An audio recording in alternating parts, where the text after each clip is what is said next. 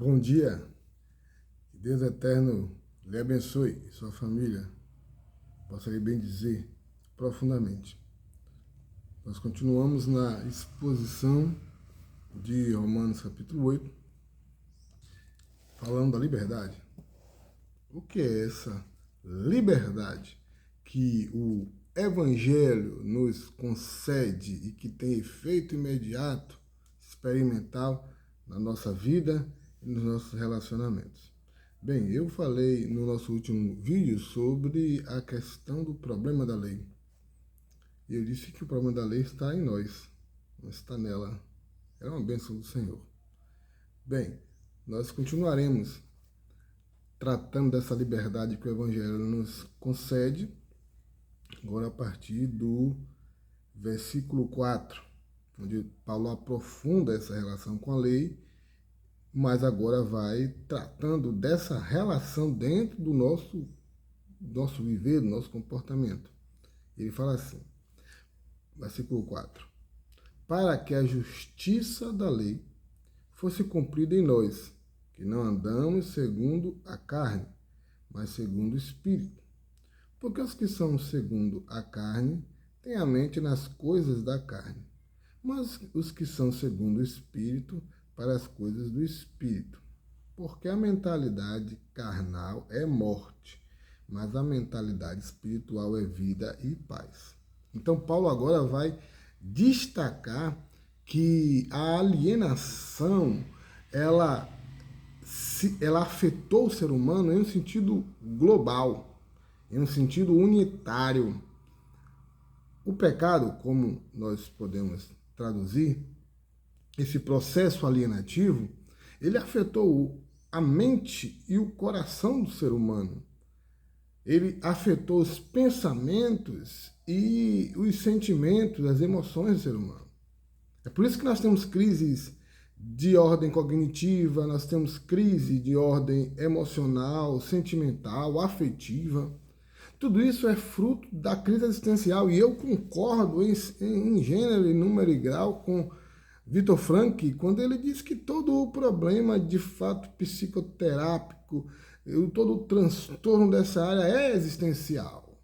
Ele não é químico, ele não nasce puramente como algo hereditário, ele é existencial. Toda dificuldade exógena que tem fundamentação externa, e é a maior delas, disparadamente, majoritariamente, são de natureza existencial.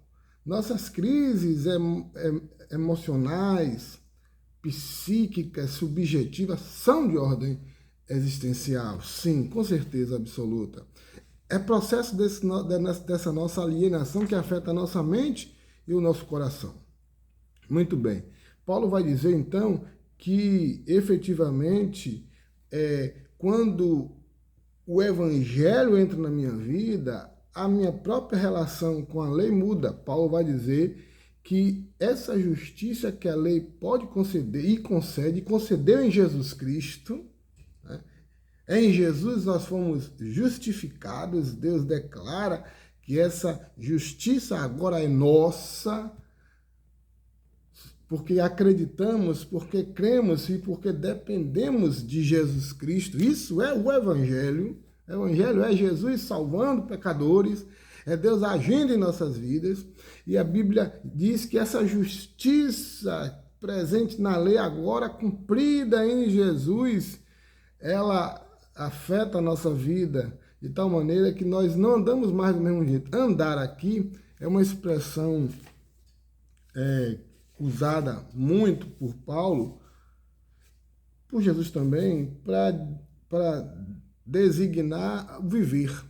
Andar aqui é viver, é uma figura metonímica, né? Falando exatamente dessa forma de viver.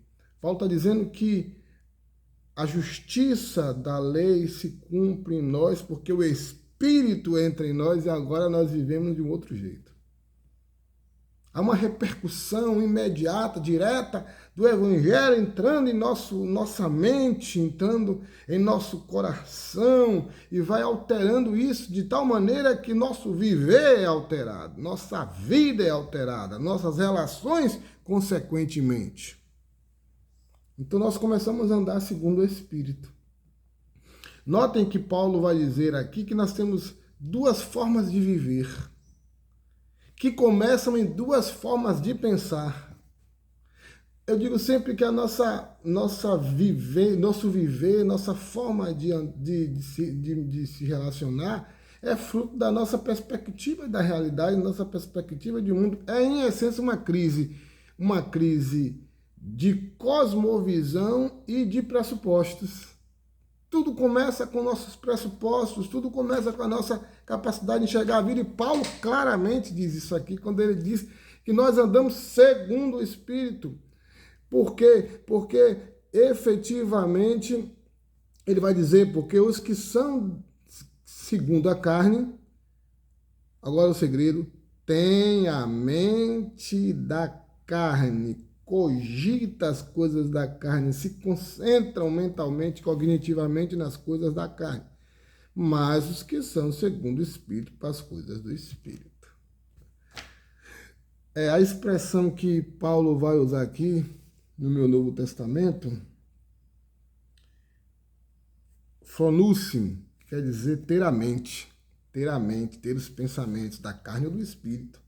Quando você tem o pensamento do Espírito, você se concentra nas coisas do Espírito, isso é feito direto do Evangelho singular presente em nós, porque há um Evangelho minúsculo e plural, relativista, que tem alcançado e tem entrado nos púlpitos. Esse é também um evangelho carnal, segundo a carne, segundo as nossas concepções humanas e não segundo o Espírito. E efetivamente o texto diz que quando você pensa segundo o Espírito, quando sua mente está voltada segundo o Espírito, algumas coisas acontecem, assim também como quando sua mente está voltada a um viver carnal, algumas coisas acontecem também. Spurgeon, aqui, em um livro, ele diz assim: somente quem tem o Espírito de Deus colocado em sua vida, quem possui o dom celestial do alto, é que andará segundo o Espírito.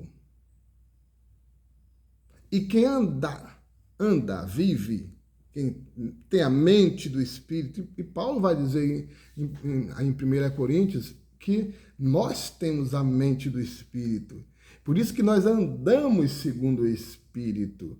E quando nós andamos segundo o Espírito, ou quando se anda segundo a carne, Paulo diz que quando você tem a sua mente voltada para essas coisas da vida que acabam suprimindo todas as realidades transcendentais de Deus, da vida com Deus e dos efeitos e repercussões e desdobramentos disso na sua vida efetiva, prática, relacional, enfim, você está vivendo a morte. Você está vivendo uma vida que é caracterizada como uma morte real. Porque a mentalidade carnal é morte. Para mim é uma metáfora fantástica para descrever o descalabro, o caos que vive a vida daqueles que realmente andam segundo a carne, têm a mente da carne, não a mente do Espírito, gerada, produzida, estabelecida gloriosamente pelo Evangelho. Mas quem anda segundo o Espírito, ao invés da morte, tem vida e paz. A expressão aqui no meu Novo Testamento é Zoe e Irene. Duas grandes bênçãos para a nossa vida. Zoe é essa vida espiritual, celestial, que vem de Deus, que satura a nossa existência e nos faz nova criação, novo Gênesis, E não se precisa inventar nada. Quem tem o Espírito vai viver diferente, você vai perceber, vai dizer, alguma coisa realmente fundamental aconteceu. Não é uma gestão de imagem, não é uma maquiagem básica que a gente hoje diz que é transformação, diz que é a vida com Deus e tal. Não, é efetivamente uma mudança visceral, interior, que todos nós precisamos. Essa é a liberdade que Deus nos promete. Que Deus nos abençoe e continuemos na exposição de Romanos 8.